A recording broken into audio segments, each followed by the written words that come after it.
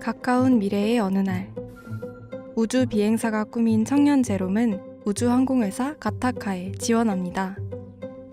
소변 검사를 통과한 그는 그 자리에서 바로 합격 통보를 받습니다. Congratulations. What about the interview? That was it.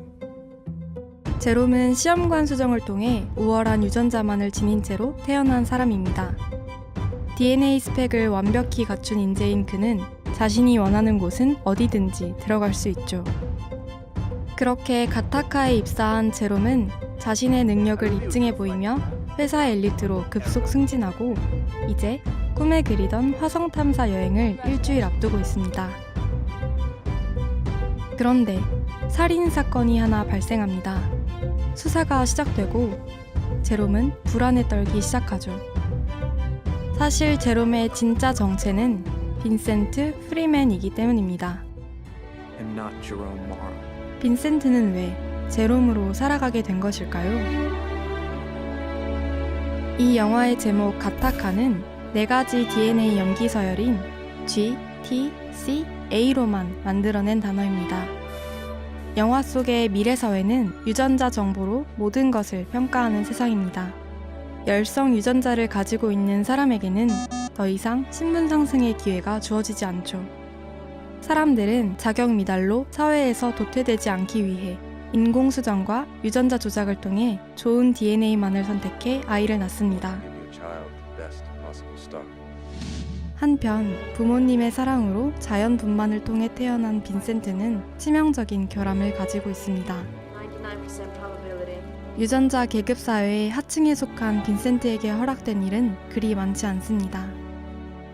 당연히 우주 비행사는 꿈도 꿀 수 없죠. Going into space. 유전자 조작을 통해 태어난 동생 안톤의 존재는 빈센트의 초라한 현실을 마주하게 합니다. 그러나 빈센트는 꿈을 포기하지 않습니다. 그는 은밀한 거래를 통해 신분을 조작하기로 마음 먹습니다. And when, for one reason or another, a member of the elite falls on hard times, 그렇게 빈센트와 제롬이 만나게 됩니다. 제롬은 유전학자의 손을 거쳐 태어난 우성 인간입니다. 유망한 수영선수로 살아오던 그는 불의의 사고로 하반신에 마비가 온 탓에 이전과 같은 삶을 살 수 없게 됐죠. 제롬의 신분을 빌린 빈센트는 혹독한 수술과 치밀한 준비를 거쳐 가타카에 어울리는 인재로 새롭게 태어납니다.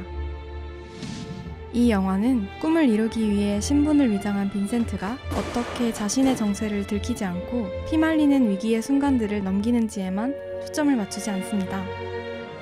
영화는 유전자 정보로 사람을 평가하는 미래 사회의 시스템 안에서는 열성 인간인 빈센트는 물론 우성 인간인 제롬까지 피해자가 될 수밖에 없다고 이야기합니다. Say that you're gonna be you and I'm gonna be me. 인간의 능력과 가능성을 확률의 숫자로만 재단하던 시스템은 그동안 빈센트를 철저히 소외시켜 왔습니다. 하지만 빈센트가 제롬의 신분으로 가타카에 들어간 이후부터는 시스템의 평가와 달리 그가 오롯이 자신만의 역량으로 회사의 엘리트가 되는 모습을 볼 수 있습니다.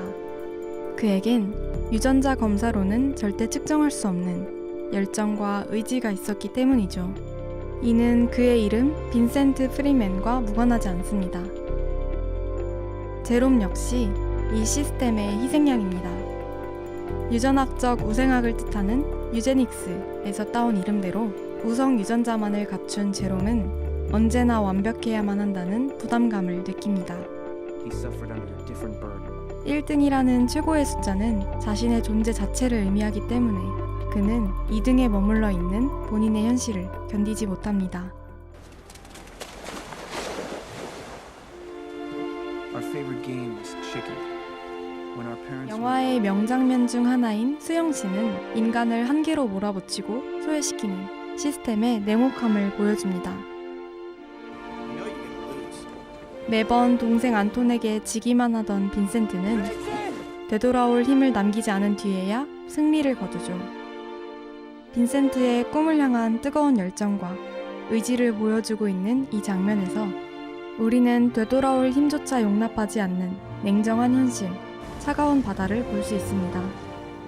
This is how I did it, Anton.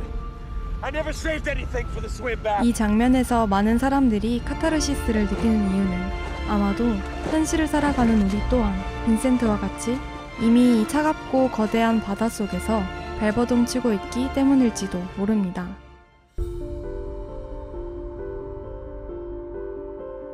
영화 도입부의 자막은 그래서 의미심장합니다. 이 영화 속의 세계가 단순히 허황된 가상의 이야기만은 아니라고 말하는 것 같습니다. 실제로 영화 가타카가 보여주고 있는 유전자 계급 사회의 모습은 이미 다양한 형태로 우리 사회에 존재하고 있습니다.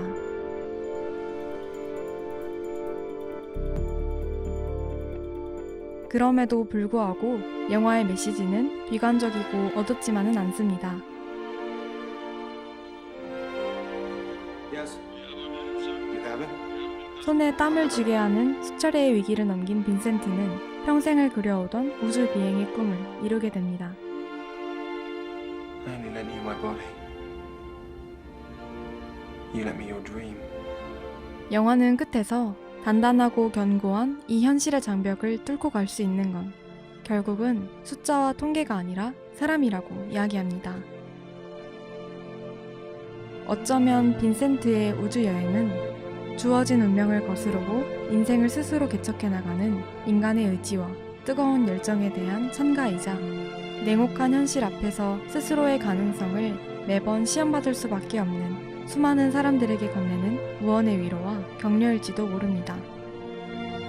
노력만으로 모든 것을 허락하지 않는 현실의 장벽을 느끼는 모든 분들에게 이 영화를 추천드립니다.